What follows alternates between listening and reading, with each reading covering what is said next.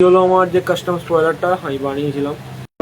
স্পয়লারটা যেটা আমি বানিয়েছিলাম সেটা পুরোপুরি চূর্ণ হয়ে গেছে। আর আপাতত শেপে নেই।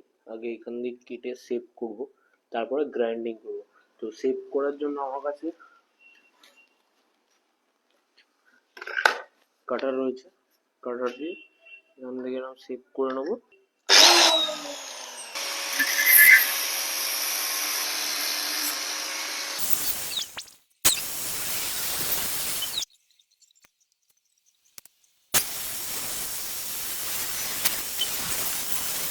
তো এই হলো আমার যে কাস্টম স্পয়লারটা আমি বানিয়েছিলাম। মেটেরিয়ালটা পুরোপুরি শুকিয়ে গেছে। তো এক্সটেন্ডেড যে পার্টগুলো বেরিয়েছিল এখান দিয়ে তো ওইগুলোকে কেটে প্লেন করলাম।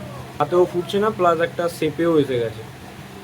ঠিক আছে, এরম এরম এরম করে ঘষতে হবে, পুরো একটা শেপে আনতে হবে। তারপরে এর উপরে কালার অ্যাড করতে পারবো, অ্যান্ড এটাকে আমি কাস্টম স্পয়লার একদম অ্যাটাচ করতে পারবো আমার হেলমেটে।